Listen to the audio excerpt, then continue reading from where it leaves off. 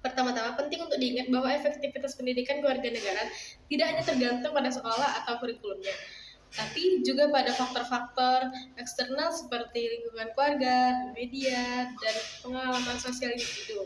Berikut faktor-faktor yang mendukung itu. Satu, kurikulum kurang menarik. Banyak siswa menganggap pelajaran PKN sebagai pelajaran kering dan tidak menarik. Kurikulum yang tidak menarik bisa membuat siswa kurang tertarik untuk belajar tentang nilai-nilai kebangsaan dan cinta tanah air. Dua, evaluasi yang tidak memadai. Evaluasi terhadap hasil pendidikan kewarganegaraan mungkin kurang memadai. Jika hanya mengandalkan tes dan atau kuis, hal ini mungkin tidak mencerminkan pemahaman yang lebih dalam tentang nilai-nilai kebangsaan dan cinta tanah air yang dimiliki oleh siswa. Wawasan Nusantara adalah konsep pentingnya konteks pendidikan dan pemahaman identitas nasional Indonesia. Seiring semakin banyaknya generasi muda yang terpengaruh oleh budaya Barat dan Korea Selatan, pentingnya memahami dan menghargai wawasan Nusantara menjadi semakin relevan. Berikut faktor penting yang memahami dan menghargai wawasan Nusantaranya. Satu, pemahaman sejarah dan budaya lokal.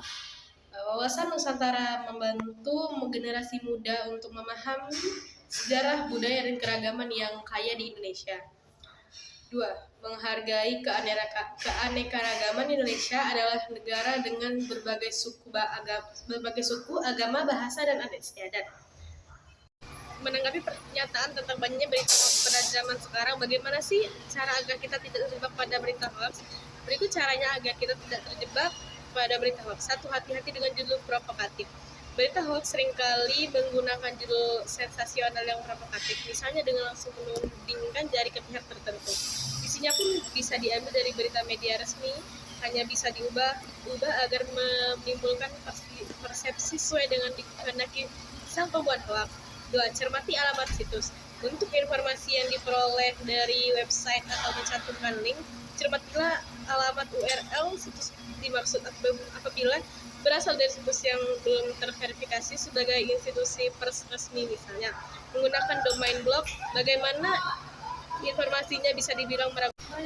Tiga, periksa fakta. Hal lain yang perlu diamati adalah perbedaan antara berita yang dibuat berdasarkan fakta dan opini. Fakta adalah peristiwa yang terjadi dengan kesaksian dan bukti, sementara opini adalah pendapat dan kesan dari penulis berita sehingga memiliki kecenderungan untuk bersifat subjektif. Supaya identitas nasional tidak luntur di kalangan generasi milenial. Satu, bangga memakai produk asli buatan Indonesia. Bangga memakai produk buatan dalam negeri adalah salah satu cara yang bisa dilakukan generasi milenial untuk menunjukkan cita rasanya pada tanah air.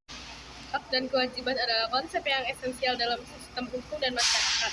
Dalam konteks masyarakat Indonesia, pemahaman dan praktik yang tepat terkait hak dan kewajiban merupakan elemen penting untuk memastikan keseimbangan dan kemajuan yang berkelanjutan. Sebagai warga negara Indonesia yang telah terjadi upaya kesadaran dan komitmen pribadi untuk memastikan harmonisasi antara hak dan kewajiban. Sebagai contoh, salah satu kewajiban yang penting adalah partisipasi aktif dalam proses demokrasi, seperti menggunakan hak suara dalam pemilihan umum. Menurut saya, kritik dan mencaci atas dasar dengan dalih demokrasi ini tidak bisa dianggap benar, karena sistem demokrasi yang dianut oleh bangsa Indonesia adalah berimbangan informasi dan berekspresi. Dari berimbangan tersebut, kita dapat mengatakan bahwa setiap perkataan kita harus didasari dengan etika dalam berkomunikasi. Indonesia, pandemi COVID-19 meningkatkan ketidakpastian ekonomi yang sangat besar. Hal tersebut kemudian menjadi salah satu penyebab utama turunnya kepercayaan diri investor yang berdampak pada turunnya volume investasi yang dilakukan. Menurut Wamenko, optimisme ini dapat dilihat dari kemampuan Indonesia menangani pandemi sehingga kegiatan ekonomi dapat kembali pulih. Namun demikian, Indonesia perlu waspada karena pandemi meningkatkan scaring efek terhadap perekonomian di sisi supply. Sisi produksi yang tidak bisa langsung cepat merespon permintaan sehingga menyebabkan terjadinya inflasi yang harus disikapi oleh otoritas moneter.